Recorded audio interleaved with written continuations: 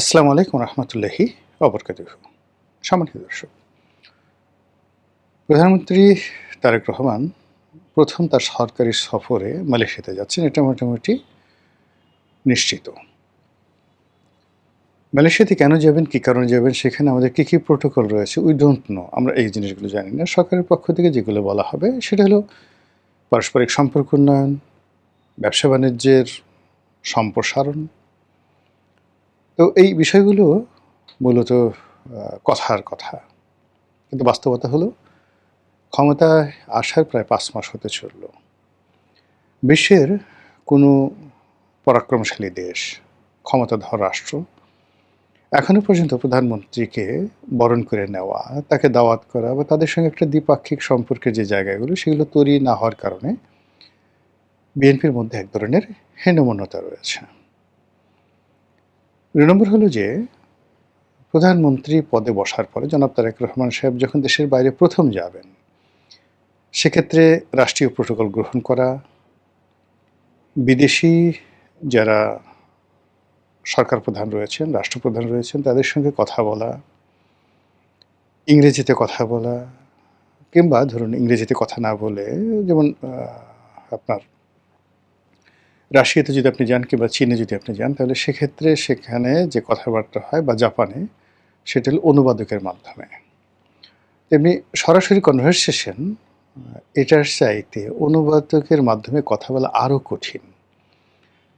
সেখানে body language, dress code, তাকানো, প্রায় সব কিছুই যারা প্রতিপক্ষ তারা মার্ক করে থাকে। এবং এটা আমি দেখেছি, মানে নিজে এরকম কয়েকটা সরকারি সফরে যখন গিয়েছি, এরকম অনুবাদকের মাধ্যমে যখন কথা বলতে হয়েছে, সেটা ভীষণ রকম একটা মানসিক অশান্তি তৈরি করে। ধরুন আমি ইংরেজিতে বললাম, ওটা জাপানি ভাষায় অনুবাদ করে দেওয়া হলো, বা কিংবা আমি বাংলায় বললাম, তো এরপর সেটা ইংরেজিতে অনুবাদ করলো কেউ, এরপর আবার সেটা জাপানিতে অনুবাদ করে জাপানি লোকদেরকে শোনানো হলো। এ ধরনের যে বৈঠক খুবই, যাকে বলা হয়, সংবেদনশীল হয়।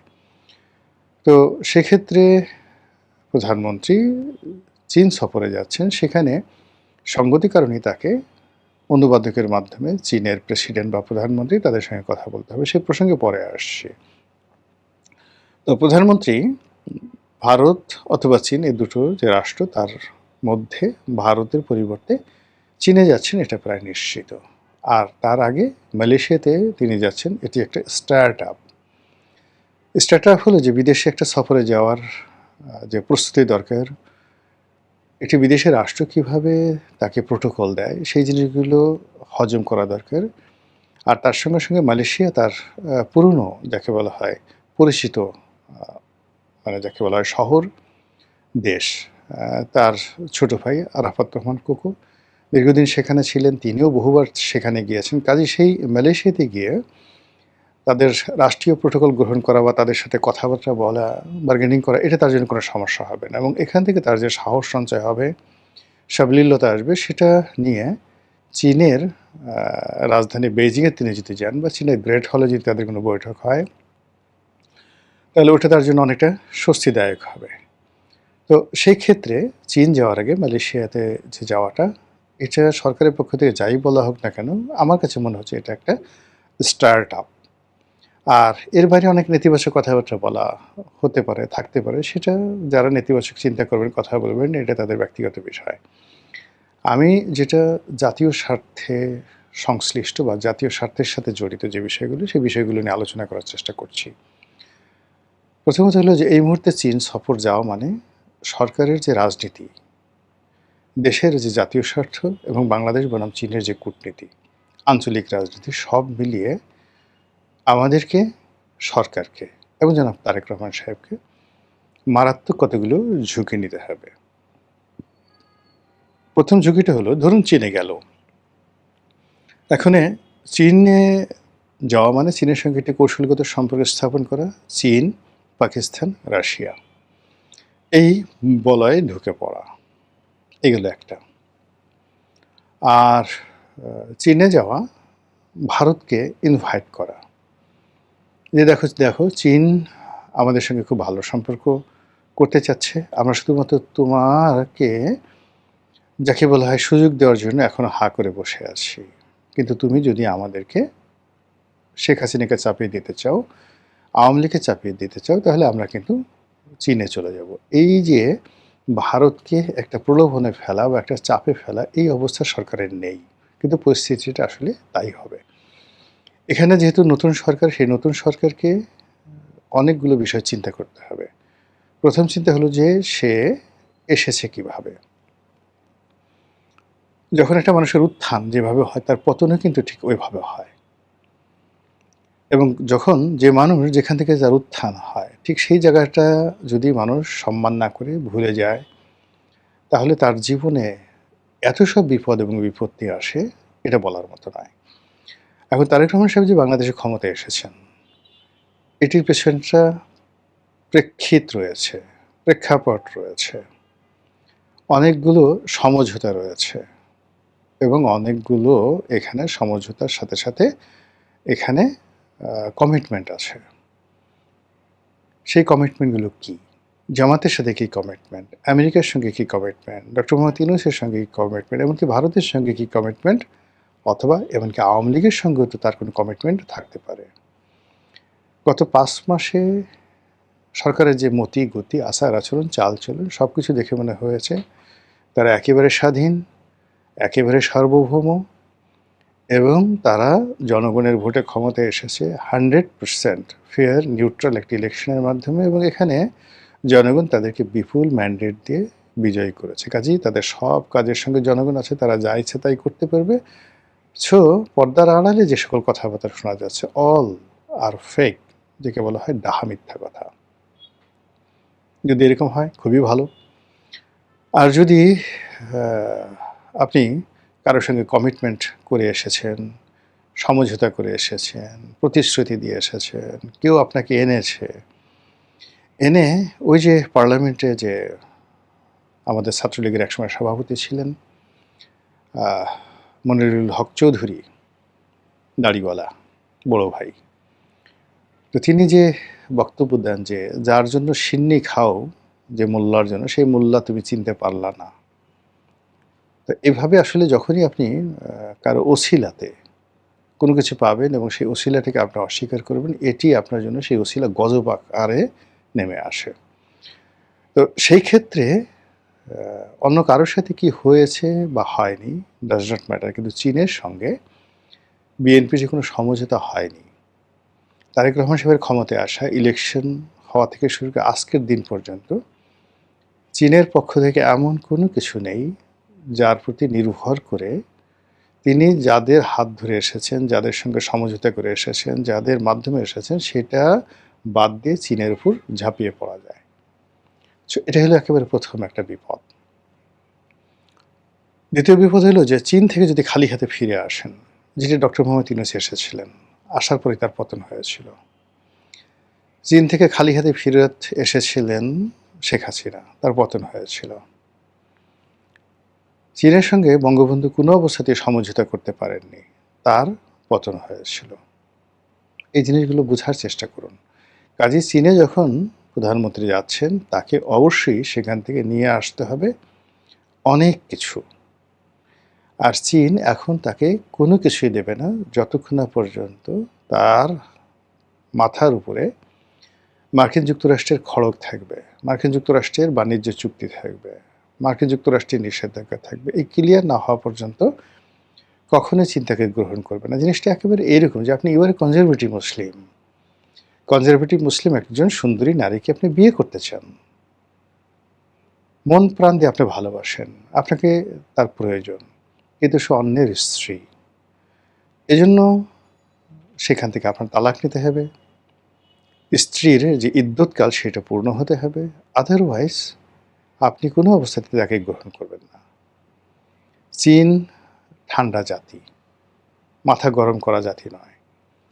তারা মোর দ্যান 500 বছর, 500 ইয়ার্স, আজ থেকে 500 বছর আগে, মানে এই 1948 সনের আগের 500 বছর তারা যুদ্ধ দেখেছে, বিভীষিকাময় পরাধীনতা দেখেছে।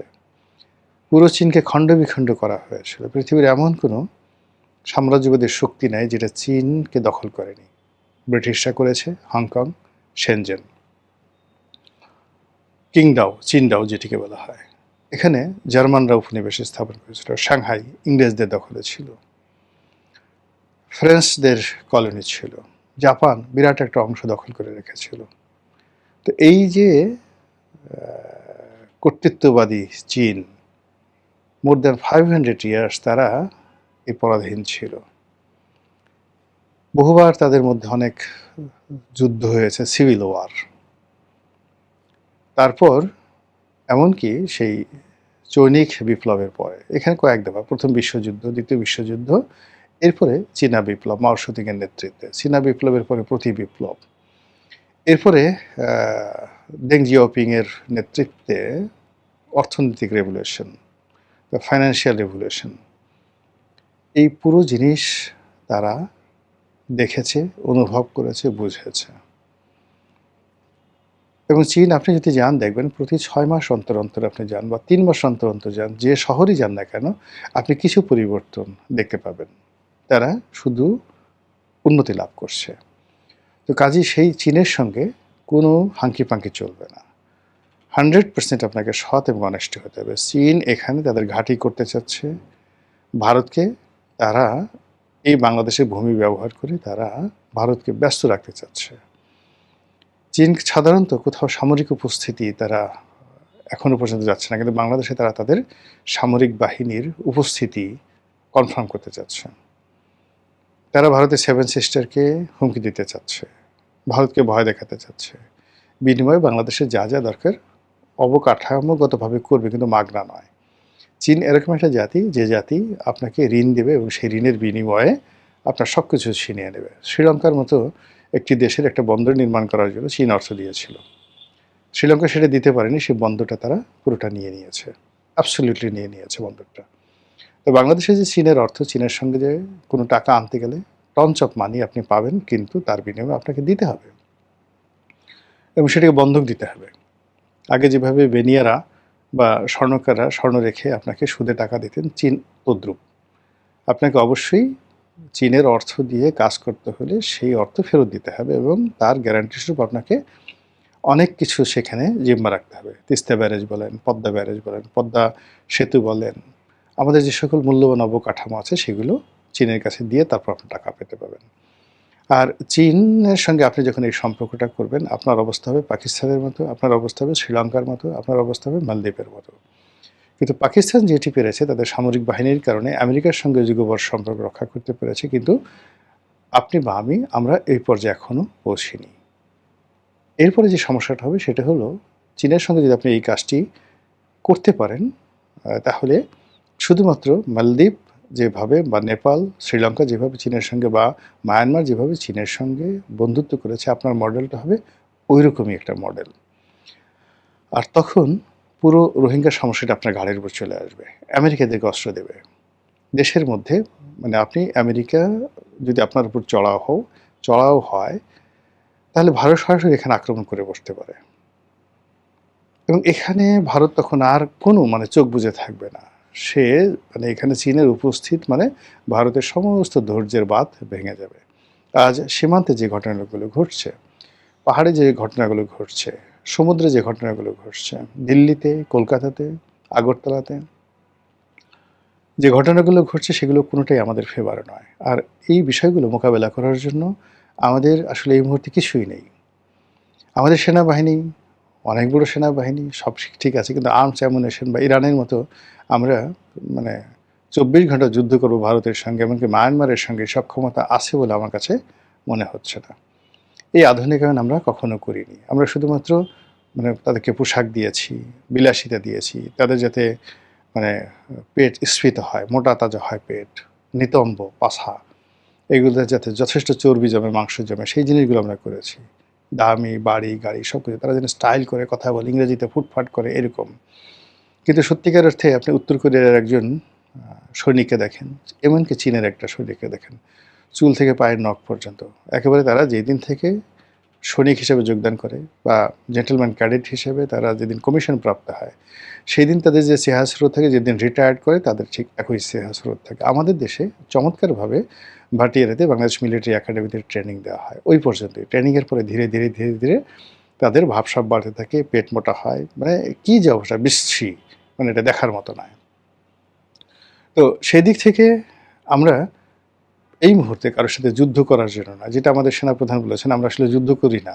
মানে যুদ্ধ যাতে না করতে হয়, এজন্য আমরা তাদেরকে ভয় দেখাই বা আমরা ওইরকম একটা কাজ করি। এরকম নানা কথাবার্তা তিনি বলছেন এবং সেটা নিয়ে প্রচুর ট্রল হয়েছে।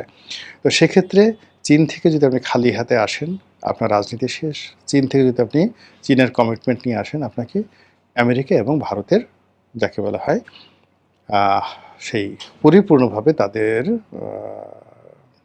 যাকে বলা হয় সেই আগ্রাসন, আক্রমণ, তৎপরতা, অপতৎপরতা, চক্রান্ত সব কিছু আপনাকে মোকাবেলা করতে হবে। আর আওয়ামী লীগের মতো একটা বৃহৎ রাজনৈতিক দল, তাদের যারা নেতাকর্মী আছে সবাইকে নিয়ে মূলত ওত পেতে বসে আছে যে আপনি এই ভুলগুলো করবেন আর এরকম একটা পরিস্থিতিতে পড়বেন, আর অমনি আপনার ত্রুটি তারা চেপে ধরবে। দেশ কোথায় যে সফলতা পাবে, দেশের পরিস্থিতি কি হবে, এটা আমরা এখনো পর্যন্ত বলতে পারছি না।